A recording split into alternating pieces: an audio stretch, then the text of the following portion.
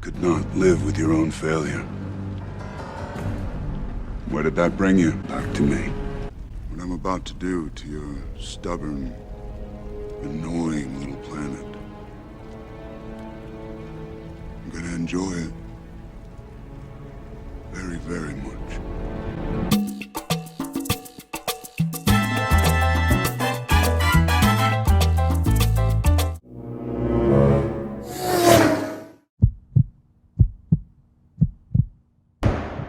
We won. All right, hey, there's a shawarma joint about 2 blocks from here. I don't know what it is, but I want to try it.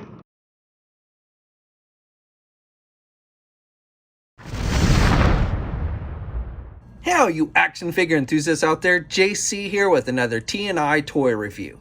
And for today, I'm taking a look at the brand new Marvel Select Avengers Endgame Thanos figure from Diamond Select Toys. Now, this is a Disney Store exclusive figure, and it comes packaged in the same style that we see with all the Marvel Select figures. With this one, you've got the white border and the blue background. The figure is clearly displayed. Down below, you've got the Avengers Endgame logo, and off to the side, you've got the name of the character. And again, because it is a Disney Store exclusive, you've got that logo as well on the packaging. On the side of the packaging, you just have the Avengers Endgame logo, and then on the back of the packaging, you just have an image of the actual figure. All right, so let's get this open and take a look at what's inside. Okay, so here's a look at the figure outside the packaging along with the other contents. Now, the first accessory that comes with the figure is this double-bladed weapon that we see in Avengers Endgame. However, I will say this is not very accurate to the actual weapon in the movie. I mean, it does have the 2 blades, but, you know, the coloring is off.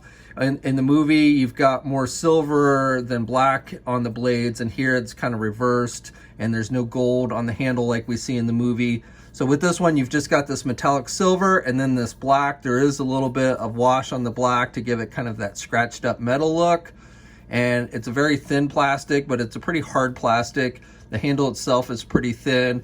And I do like that just so it's easier to actually get it in the figure's hand. And with the regular hands, you can have him hold it in the left or the right hand, and he does hold it pretty tight. But again, I would not say it's terribly movie accurate.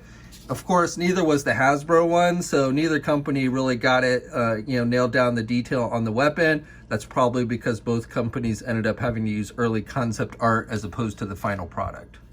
Now, the second accessory that we get with the figure is the lower left arm, and this has the Infinity Gauntlet on it.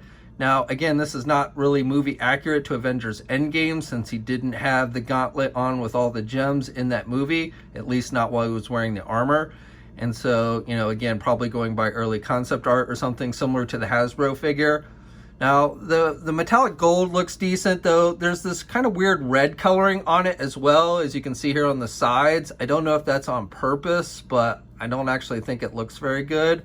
And then also I've got a lot of paint chipping off here on the hinge joints. You can see, the skin color kind of coming through where the paint has chipped off, and really bad on this side as well.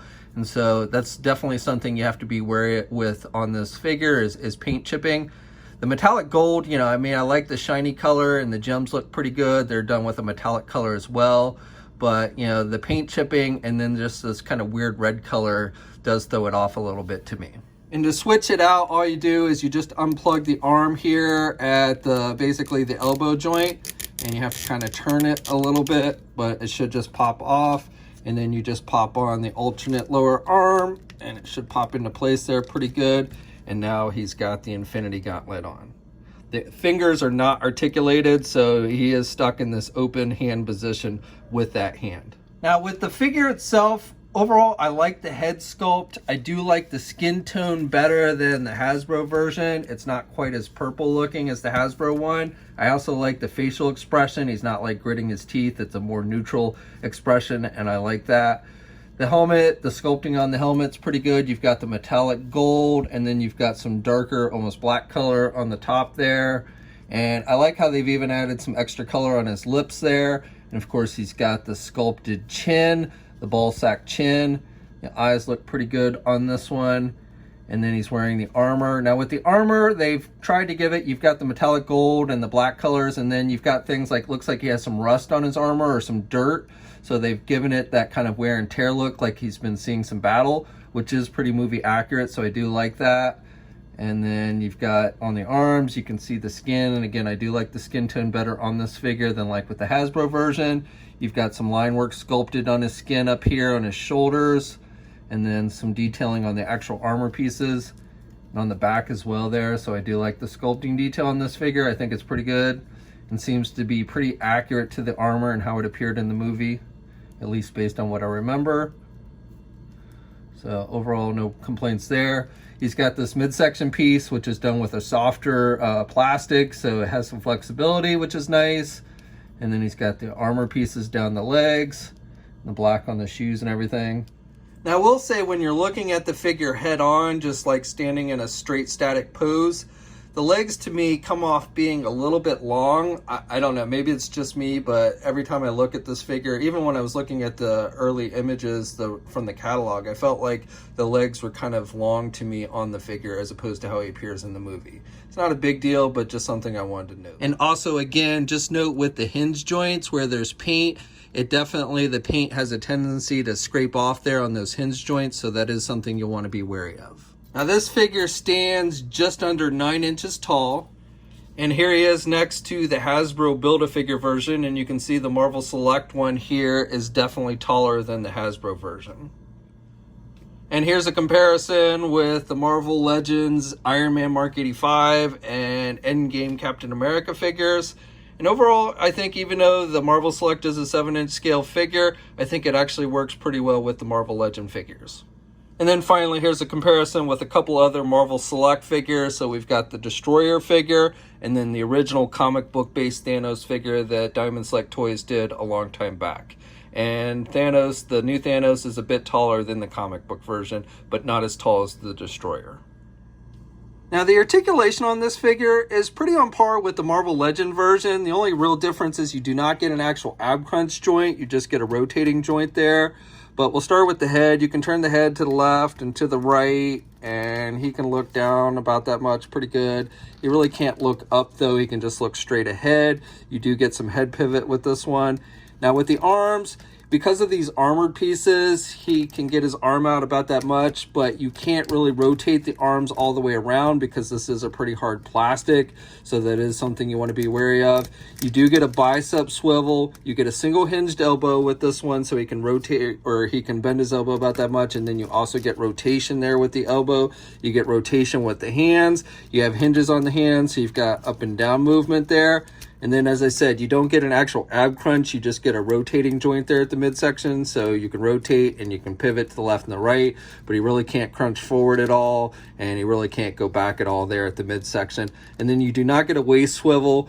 With the legs, he can do the splits about that much, and then you can get the leg forward pretty good, and you can do the leg out and back. You've got those, basically those inside hinge joints. You do have a thigh swivel. You've got a double jointed knee, so pretty good bending there at the knee. And then with the feet, you have hinges, so up and down movement.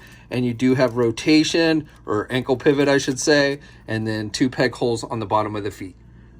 Now, one thing I do want to note is places here, like on this thigh swivel, it's gotten pretty loose just, working with the figure for a little bit. So definitely over time, I feel like maybe loose joints in some areas on this figure could become an issue. So that is something you might want to be wary of. Okay, so that's my review. So overall, I would say this isn't a great figure, but it's not a horrible figure either. I do have some issues with it, but there are also things I like about it as well. The things I have problems with is I feel, the paint flaking is a little bit annoying. And then also I think the joints could be loose on this figure. Articulation isn't quite as good as the Marvel Legend version. However, what I do like about the figure is I like the skin tone and I like the more neutral facial expression that they gave him. I like that it's a bigger size. I do think it'll fit in nicely with your Marvel Legend figures. And I also like the fact that they gave us the non-gauntlet left hand, so you're not stuck with the gauntlet. He didn't really wear the gauntlet that much in Endgame. It's not really movie accurate either. That was the same with the Marvel Legend version. But with this one, you don't actually have to have the gauntlet on the figure, which I do like. Now, this figure is being sold as a Disney Store exclusive. I got mine off of eBay, so I don't know if these have started to hit shelves yet, but probably will soon. Even though the catalog did say a December release for the figure, I really don't think you're going to have to wait quite that long. Now, we have a full image gallery up at marvelousnews.com. There'll be a link in the video description below. As always, leave a comment. Let me know what you think. If you're so inclined, like the video. And until next time, guys, I'll catch you later. Hey, thanks for watching today's video, and be sure to subscribe to the channel if you haven't already, and hit that bell notification so you're alerted every time I upload a new video. And be sure to head over to the Toy News International and Marvelous News message boards communities. It's a great place to talk toys and win cool contests like $100 store credits to Big Bad Toy Store.